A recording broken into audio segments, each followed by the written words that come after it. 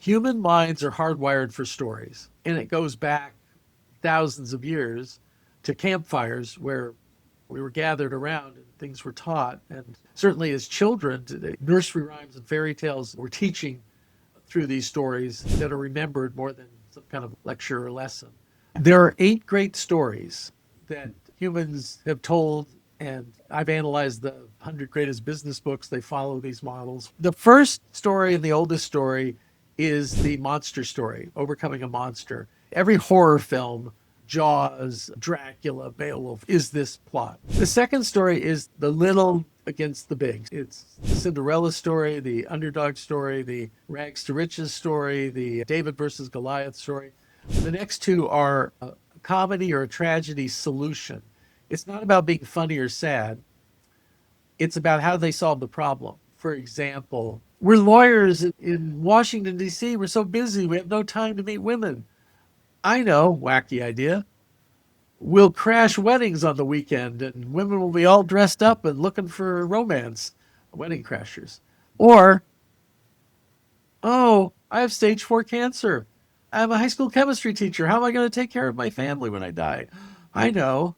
I'll make meth in an RV in New Mexico. What could possibly go wrong? Breaking Bad. So one, you do a wacky idea to try to solve something. The other, you take a shortcut against the laws of society, nature, God, Mother Nature, and things start to go well, but it ends badly in death of something. There's the mystery. It's a riddle. It's a puzzle. We've got to crack a code. Sherlock Holmes and Agatha Christie and Edgar Allan Poe, these people. There's the quest. This goes all the way back to the Odyssey, but it's a search for a prize. It's a journey. That's 6. 7 is rebirth, redemption, comeback. The escape is a story where somebody's in a normal place, they go to a crazy place, and then they escape from there and get back to normal. Alice in Wonderland. Also political satire. Dorothy Gale from Kansas, The Wizard of Oz. In 2022, I decided to go on this journey of going to 54 concerts in a year. My goal was to go to 50, and I went to 54 with 9 music festivals across the country. It was like completely like life-changing experience for me.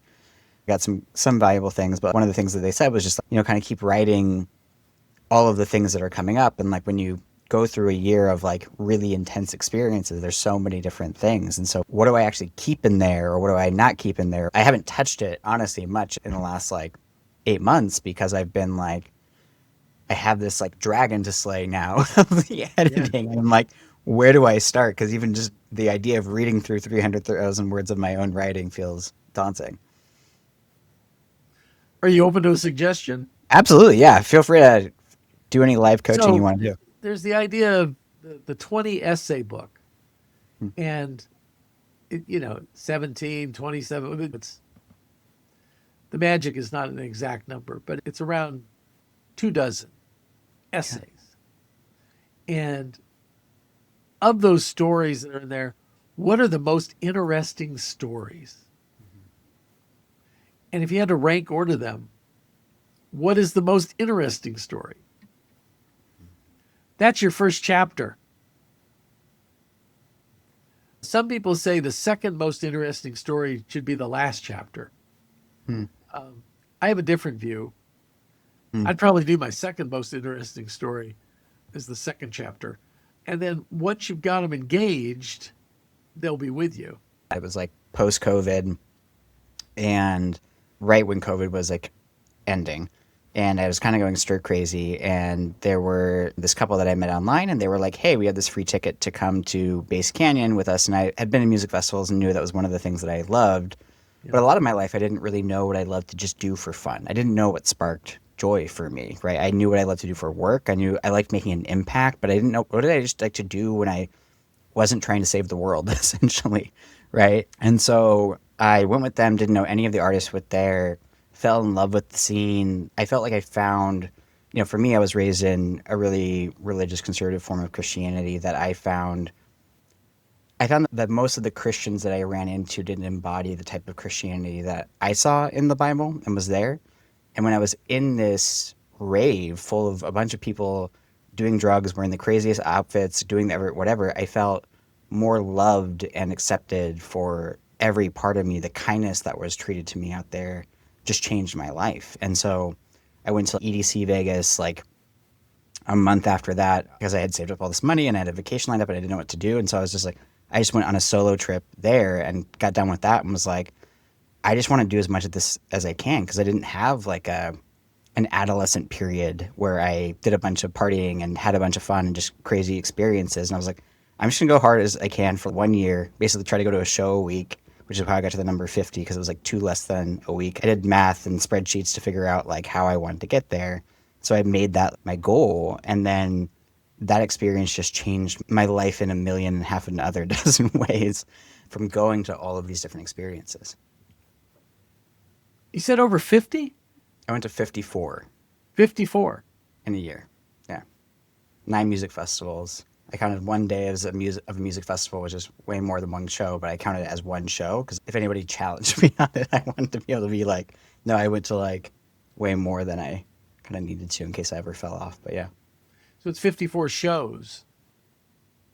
Well, that could be a very interesting book to that niche of people who like to do those. I've been to 44 Major League Baseball parks, and I've read other people's books where they rank them Mm-hmm. and talk about the food and the other stuff and the Yeah. experience and other ones. I've read books where there are memoirs where like a father and son make these journeys.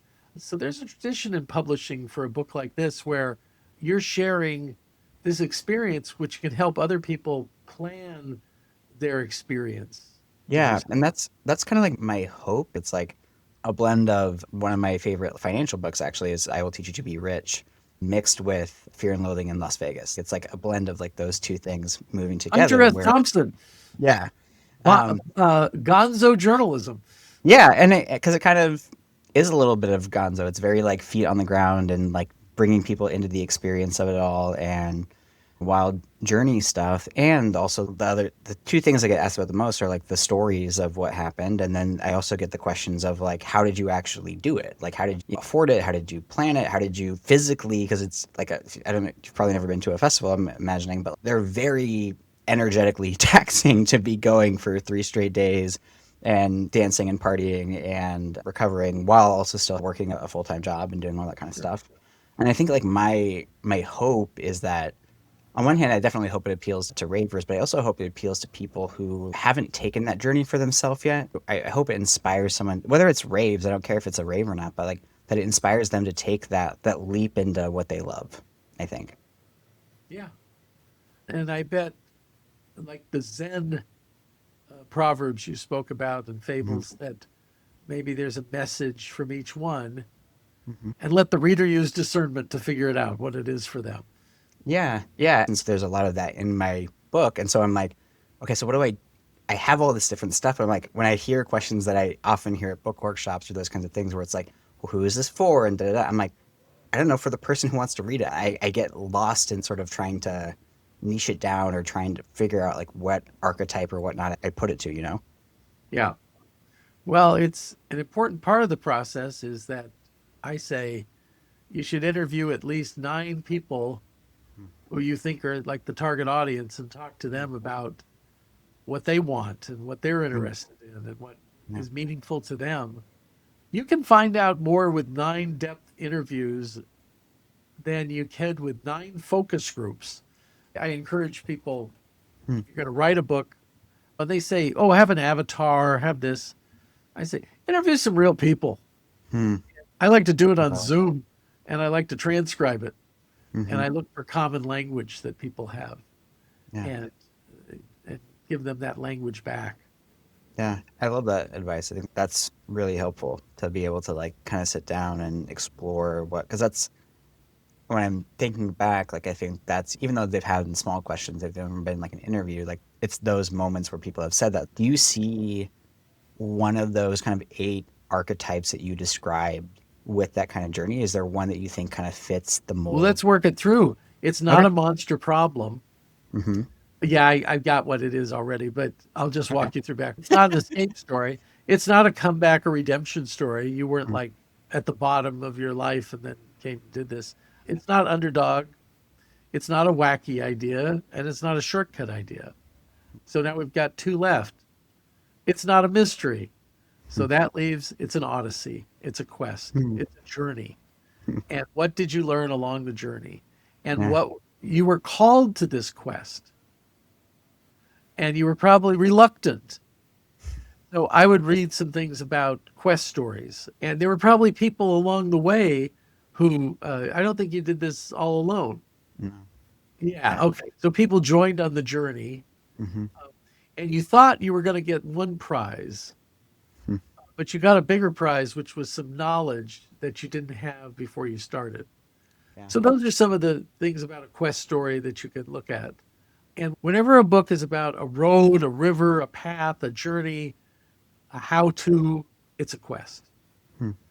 Beautiful. Yeah, I started tearing up even just when you said an odyssey, because like when you said that, it was like it just resonated. That's what it felt like. It was, it almost makes me feel like, not that I'm going to keep it 300,000 pages long, but I think of the Odyssey and that being a fairly long book, and Yeah. being like, yeah, there's a lot of things, and that is it. There's different ogres and beasts and sirens and all of these different things that come through my own story. So being able to connect that dot is Yeah. incredibly helpful. So thank you.